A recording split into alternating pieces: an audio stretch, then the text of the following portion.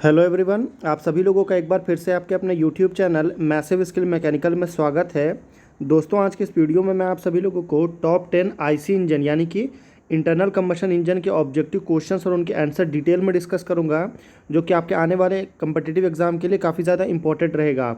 IC engine से बहुत सारे क्वेश्चन एग्जाम में आते हैं और हमारा जो क्वेश्चन का लेवल रहेगा वो काफ़ी ईजी रहेगा। काफ़ी ईजी क्वेश्चन मैं पूछूंगा जो क्वेश्चन आपसे बार बार एग्जाम में रिपीट हुआ है। तो पहला क्वेश्चन देखते हैं कि the working cycle in case of a 4 stroke engine is completed in following number of revolution of crank shaft 1/2, 1, 2 या 4। तो बेसिकली बोल रहा है कि जो 4 स्ट्रोक इंजन होता है उसमें जो क्रैंक शाफ्ट का रिवॉल्यूशन होता है वो कितना रिवॉल्यूशन होता है। तो 4 स्ट्रोक में 2 रिवॉल्यूशन होता है और 2 स्ट्रोक में 1 रिवॉल्यूशन होता है। दोनों आपको पता होना चाहिए। तो यहाँ पर सी जो है वो आपका करेक्ट आंसर होगा। 4 स्ट्रोक मतलब 2 रिवॉल्यूशन। अगला क्वेश्चन देखते हैं कि in a diesel engine the fuel is ignited by spark injected fuel heat resulting from compressing air that is supplied for combustion या इग्नाइटर।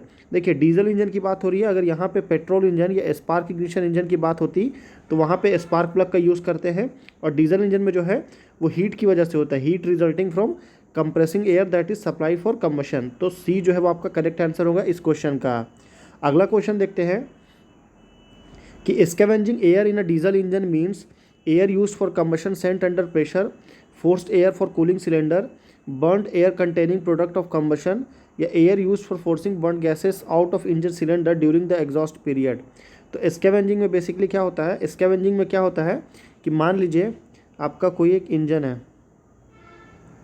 ठीक है, या अगर आपका इसका पिस्टन मान लीजिए, ठीक है, यहाँ पे आप यहाँ से आप ये सक्शन, ये आपका ये सक्शन हो गया, ये आपका एग्जॉस्ट हो गया, ठीक है। यहाँ से आप फ्यूल डाल रहे हैं, यहाँ से आप एग्जॉस्ट कर रहे हैं, और यहाँ से जब कभी भी आप पिस्टन से इसको प्रेस करेंगे तो उस केस में क्या होगा कि अगर आप गैसेज जो है ना, जब ड्यूरिंग प्रोसेस कंबशन के बाद मगर गैसेज यहीं पे छूट जाएंगी तो वो अगले प्रोसेस में वो इफेक्ट करेंगी। इसीलिए उन गैसेज को बाहर निकालना बहुत ज़्यादा ज़रूरी होता है, और उन गैसेज को बाहर निकालने का जो प्रोसेस है उसको हम स्कैवेंजिंग बोलते हैं। तो स्कैवेंजिंग में air use for forcing burned gases out of engine cylinder during the exhaust period. तो डी जो है आपका करेक्ट आंसर होगा। अगला क्वेश्चन है कि super charging is the process of supplying the intake of an engine with air at a density greater than the density of the surrounded atmosphere, या providing forced cooling air, या injecting excess fuel for rising more load, या supplying compressed air to remove combustion products only. तो देखिए, basically आपका super charging में क्या होता है, तो सुपर चार्जिंग एक प्रोसेस है जिसके थ्रू हम ज़्यादा एक्सेस एयर को, या जो बहुत ज़्यादा इंजन का जो एयर होता है density greater than the density of the surrounded atmosphere, उसमें हम अपने एयर जो है सेंड करते हैं, ठीक है।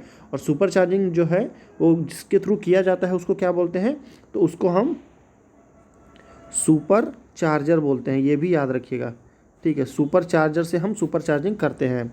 अगला क्वेश्चन है, क्वेश्चन नंबर 5 है कि does the supply of scavenging air at a density greater than the density of atmospheric means engine is super charge, yes, no, या टू सम एक्सटेंट, या unpredictable.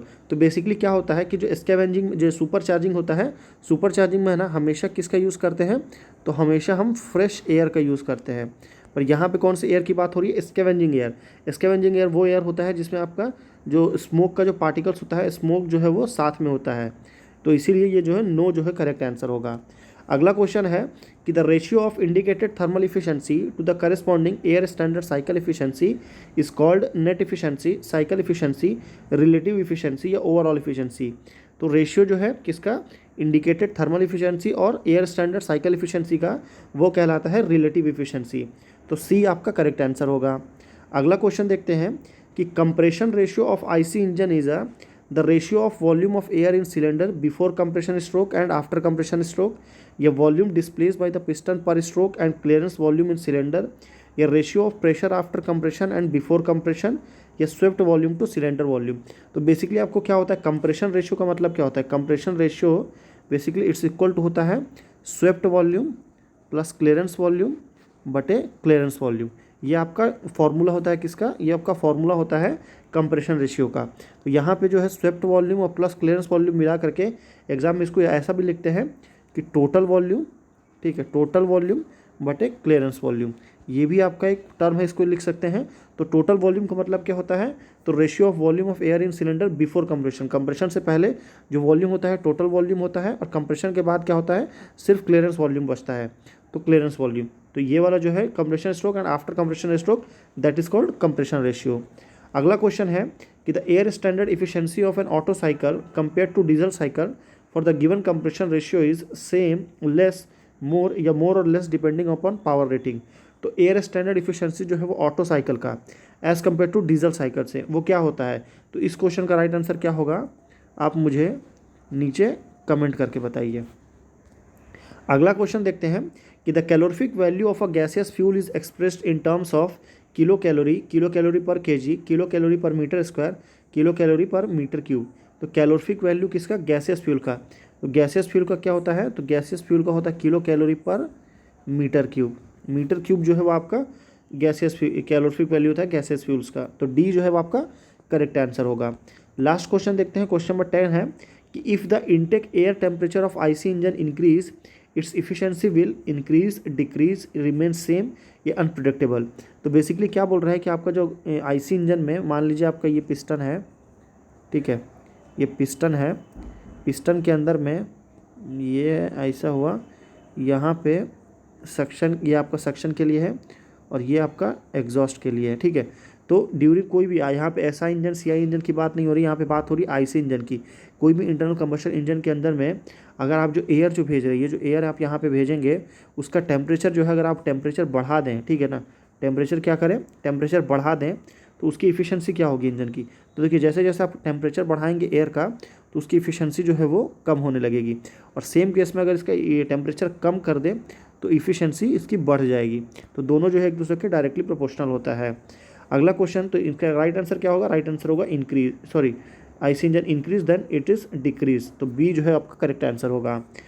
All heat engine utilize low heat value of oil, high heat value of oil, net calorific value of oil या calorific value of fuel. तो सारे जो heat engine होते हैं वो किसका यूटिलाइज करते हैं, तो all they utilize low heat value of oil. तो ए आपका करेक्ट आंसर होगा। अगर आपको इस वीडियो का फ्री में पीडीएफ चाहिए विथ आंसर की तो उसके लिए आप हमारे टेलीग्राम ग्रुप को ज़रूर ज्वाइन कर लीजिए। उसका लिंक इसी वीडियो के डिस्क्रिप्शन बॉक्स में मिल जाएगा। तो हमारे चैनल को सब्सक्राइब करिए, वीडियो को लाइक करिए। फिर मिलते हैं अगले वीडियो में।